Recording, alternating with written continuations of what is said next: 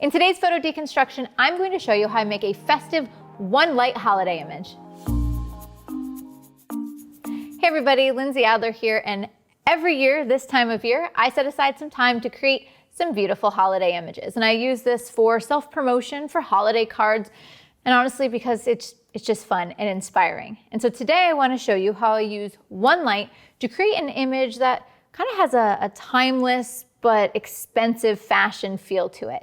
Roughly my inspiration was Chanel, and I hope you think that the results have that rich high fashion feel. So let's begin by taking a look at my lighting setup. All right, so to begin with, I'm only using a single strobe. I'm using a Photo D2 to the left-hand side of the frame with an extra large umbrella with diffusion.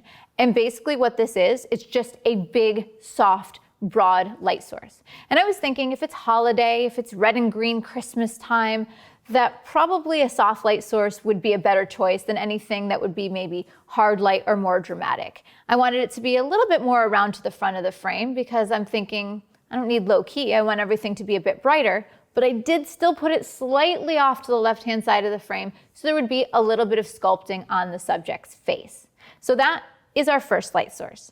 Now I said this is only a one light setup, but technically I also have a fill light source. And that is to the right-hand side of the frame, and that is that large white V-flat.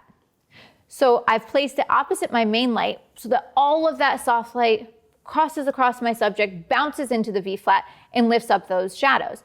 So the result is that I still have some sculpting, but the shadows aren't dark, which still gives me that high-key look, that little bit brighter, more upbeat look that I want for a holiday shot.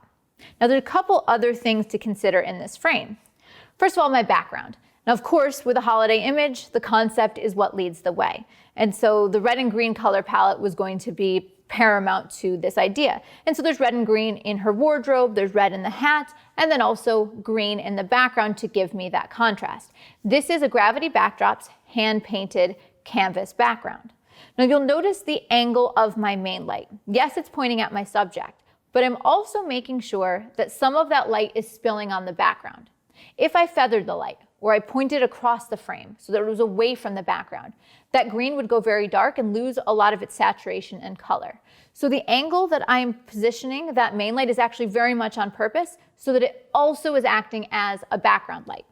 Now, when I was positioning my subject in the scene, I didn't really need to have a big space, but I didn't want her to be very close to the background because if she was too close and I'm only using one light, she would actually be casting a shadow on that background, which I think would be a distraction. So I pulled her out a couple of feet, but still feathered that main light so that there was a kiss of light on the background for color and separation. So those are kind of our main ingredients. Let's talk a little bit about our camera settings. For this shot, I'm shooting with the Canon R5 and the Canon RF24-105. Now, you probably know that this is my go-to camera and lens combination. But I usually don't shoot very wide open. In this case, I actually am. I'm shooting at 1/200th of a second, f4.0, ISO 100. Now the reason I'm shooting at f4.0 is that I wanted the background to go just a little bit soft, a little bit out of focus, because I thought it brought more attention to my subject. Particularly in this case, when there's a lot of texture to the background and I'm only using one light, I do want to reinforce that separation, and a narrow depth of field is helping me to do so. All right, so those are the key ingredients of the shot. But I did want to talk a little bit more about the concept and the styling. So I already mentioned that it's kind of Chanel, it's red and green, but I did want to draw attention to her bow tie neck thing. That bow is actually a $4.99 bow that I got from Kmart. Because what we did is we styled with the red and green, and I liked the beret, and I liked the red lips, and I liked the clothing she had on, but it wasn't screaming Christmas to me. And so I was trying to figure out, what do I want to do to the scene? Do I want to add presents? Do I want to add a small Christmas tree? Like, what can I do to reinforce this? And I found that this sparkly red bow that was super inexpensive, turning it into a styling piece is what pushed it further into the Christmas spirit. All right, so now let's pop over into Photoshop, and we're going to take a look at what I captured in camera versus how I did some color grading, and then what elements were retouched so we can see the final picture. So this is what was captured directly in camera. And I already like it. Like, I already think it's beautiful. It already feels very Christmassy, and I've got my beautiful color palette. You see how that soft light on her face is very flattering, and there's still some sculpting, but the shadows have been lifted up by that white V-flat. So I think the image is successful.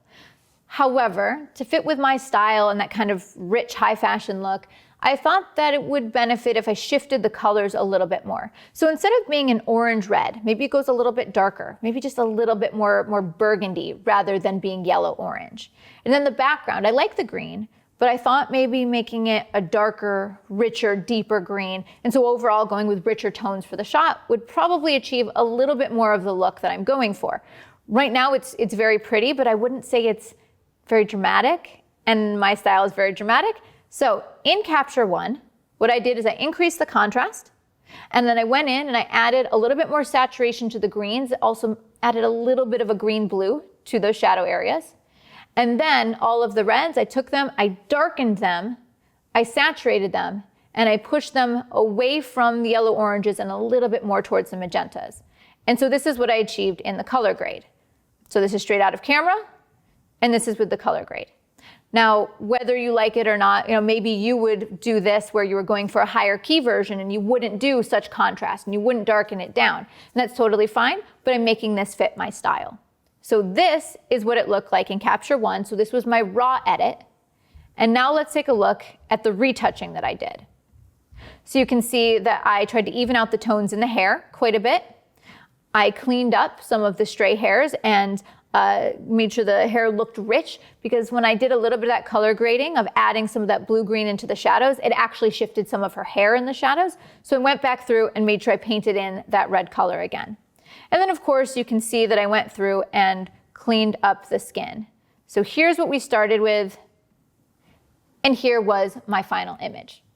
Now I also wanted to share that this was not the only shot that I captured of this beautiful subject. I tried a few different angles. I tried some shots that were more straight on and cropped in a little bit.